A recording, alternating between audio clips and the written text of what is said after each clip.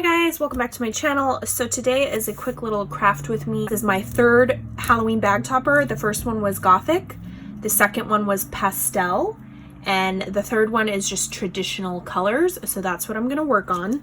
And I use mostly Alina craft dies. So the first one is from this last, not this last release, but the one before it. There was a heart one, which I was gonna use, but it didn't turn out the way I needed. So this one, because of the shape of it, you can easily just take a background die, like a rectangle, turn it sideways and fold it in half, and now you have a bag topper. So that's exactly what I used this star background die for. I also used this new Happy Halloween. As you can see, it has stitching and stuff. I did cut mine out of glitter, so you can't really see all the detail of it, but it's still there. This super cute little trick-or-treater scene. Originally, I thought this was one big giant piece, but these two are welded together, and then this little set of trick-or-treaters are welded together. So it's like two separate pieces. They don't all stick together. And then I used this one. This is the pumpkin set, but I did use it for this spooky wonky spider web on there. And then I used from my stash, I did get this from AliExpress like a year ago. It's this little house set. It came with a little fence, and then it came with this like light pole as well. This is what I made, and then I'm gonna go ahead and make one with you guys as well. I didn't really use like a paper collection except for the houses, because I was like, let's just do traditional colors. That way you can use your regular cardstock in solid colors and get used to that paper as well. It doesn't always have to be a collection. So anyway, I got the tool down here. This is from AliExpress. I got it last year and I almost forgot I had it this year and almost didn't use it. So I'm so happy I found it. As you can see, super cute. So keep watching. So the first thing I did for these guys is literally, it's just that die here. I cut it out, and then I was just gonna fold it in half, but the stars like kind of overlapped on top of each other, so I was like, that's not gonna work.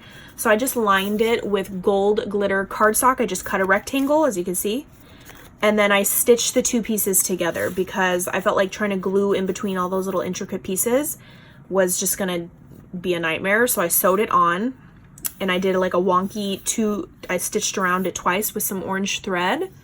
And once I did the first one, I realized you could easily put sequins behind here if you wanted, like flat, not cupped sequins, but actual sequins that are bigger than the little stars on here. But I was like, I'm not gonna rip this apart. I already did it. So I whipped those up real quick for the time of this video. So then I turned it around from the inside, and I got my AliExpress trim. One side is silver, which is great, and then the other side is gold. It's probably just the other side. It's not really a silver color. But I cut a piece long enough because I know I'm gonna like cinch it up. So I used my mini glue gun, and I just work in sections at a time because I feel like glue guns, you gotta work fast. Use my little rubber finger from AliExpress. So I just grip one piece down and then slide it around, if you guys can see. So a little 2-inch section, lay it down, and then kind of just push it and slide it over. So now that that's on there, I just go ahead and chop off the excess. And it kind of gives it that like witch skirt effect. I don't know, that's what I think of when I see this black and then the pretty gold stars on it. Okay, so now I have my little like witch skirt toppers. You can easily just leave it like this and gift these to people so that they can decorate. I think that would be a fun idea as well. So next, with that little set, like I said, I do have all my little pieces kind of like here in an assembly line, is the little lighthouse, or is a little lampshade, and then my trick-or-treaters. I did go ahead and just use the first set of kids, a witch, and it looks like a Frankenstein. So I'm going to do the lighthouse first because I did place it behind my trick-or-treaters. I'm just going to use my reptile glue with the this attachment is separate, you guys. It's great. And this is a medium-sized nozzle, and it does not fit on the art glitter glue. It's too small, so you have to get a different size. Okay, so there's my little thing, and then these guys, I'm just going to do a little bit on this as well.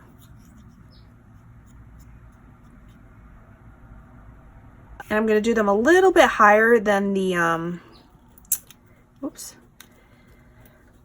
actual very bottom, because the little fence that I'm going to add is kind of like high up on their bodies, so I didn't want to like do that. Originally I was going to do two fences deep, and then realized I didn't need to. It looked fine with just one, so I'm going to pop all these little pieces out real quick using my tool in one. If you guys don't have one of these, I'm sure there's a knockoff brand on Ali, but it gets all those like little itty bitty pieces out of your dies. And when I first started die cutting, I didn't own one of these. I'm like, how's everybody getting those intricate pieces out? And it's with this tool, you guys. You could probably use a needle as well, but it also has this side for, ooh, like hair bolt. Like, what is this? Does your guys' roller look like I vacuum the floor with this or what? Okay. So I'm just gonna glue him on. Put him right here. And he's on there real quick. Then I used my distressed ink little black soot and literally just went over it to not make it like a pretty white. And I really saturated the bottom, the top, and then the sides as well. Just to give it like a spookier look, I guess.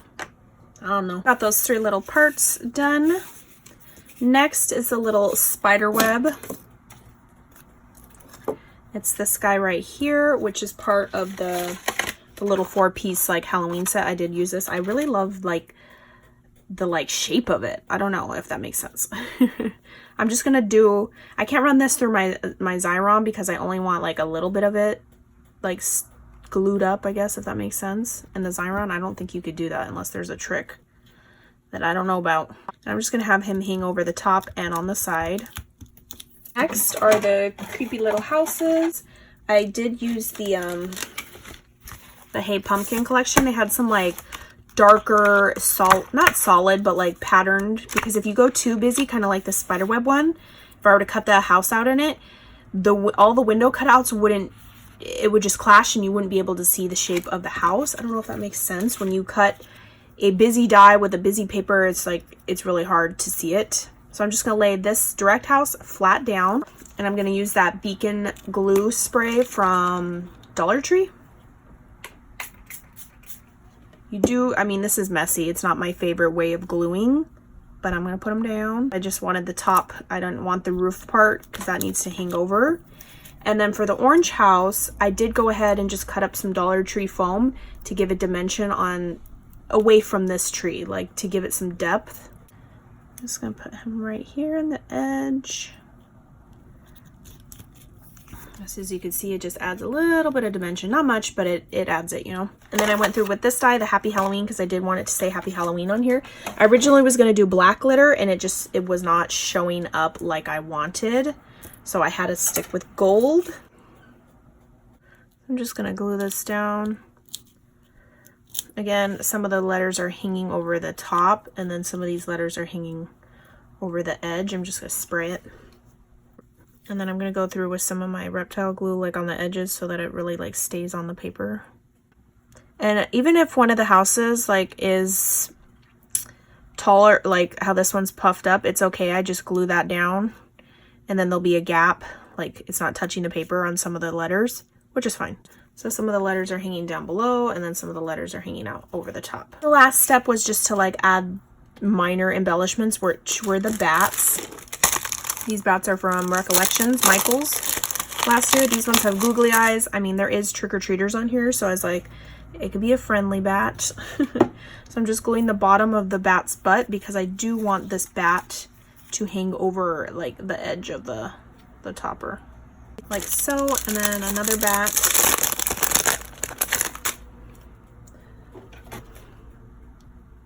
On the houses. So yeah, those are my quick little, not quick, but I used a lot of die cuts with this, which I was proud of myself. Because, you know, sometimes we don't always use our die cuts, our dies. Anyway, these are my like little traditional Happy Halloween bag toppers. Okay, so something with these bag toppers that I haven't been showing is how to, like what type of bag you have to include a bag with it. It could either be like a traditional cellophane. I get these off of Amazon. I do get some off of AliExpress, but if I need them right away, I get them off of Amazon. So it's got the little self-sealing, it just folds over. And you always want this at the bottom of the bag so they can pull the embellishment out. But I was thinking I picked up some wax paper from Daiso Japan, and I thought it was a roll, but it's actually little like sheets like this. And then that way you can make any size bag, because the bag does not have to be doesn't have to be clear, you know. You can like think outside the box. So look, that would be like my little bag, and then the person would obviously have to rip it open and stuff. So I'm going to do that right now, and I'm going to stitch it up. I'm just going to do a square. So I just went ahead and stitched like a generic size bag that would fit in this. Obviously your stitching is not going to be perfect, but I am going to leave a little lip kind of like this side on all the sides. So I'm going to trim that real quick. So now I have a fun little like glassine style bag that they could stick their goodies in, and it'll go just like so. As you can see, it kind of fans out. It's not perfect, but it's handmade, you know. Or you could do this, or another idea I was having is use the Ceylon Fame bag, and then remember all those like acetate and vellum pieces they had at Michael's, the like paper and stuff? I figured, why not use one of those as like your background piece? So they would glue their embellishment to this. I cut that top piece off, cut a little bit off of both sides till it fits. So see how it's like an x-ray of a foot, and then they could just slide that in, glue their little embellies on there, fold this over, and stick their little topper as far or low down on the bag topper as they want, as long as it's glued on at some point. So like so. I don't know which one I'm going to do yet. Maybe the glassine, so I get my use in my stuff that I buy. I'm going to sew a couple more of these. That's for that bag topper. And then for my like gothic style bag toppers with the clear vinyl topping, I just went ahead and got regular black cardstock. I cut it with my Martha Stewart punch, the blood drip, as you can see on the bottom. And then I went through with my paintbrush and splattered on some white paint onto all of them. Like so, kind of like making your own patterned paper, I guess. And then the little topper, I would glue it at the very bottom, like where all the sequins are, so that you can see that it's a clear topper. I think that looks cool. And then they just seal it up like so. So there's for that one. And then for my smaller, shabby Pastel-o-ween one, oh my gosh, look at my hands, you guys. I just got white cardstock, regular white cardstock, and I inked up all the edges and just made it look like grungy and distressed.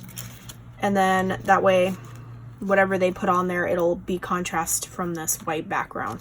Again, I used the Martha Stewart punch on this one as well. So yeah, that's how I'm sending out my goodies for Brittany Pochick's bag topper Halloween swap. All right, bye guys, catch you on the next video.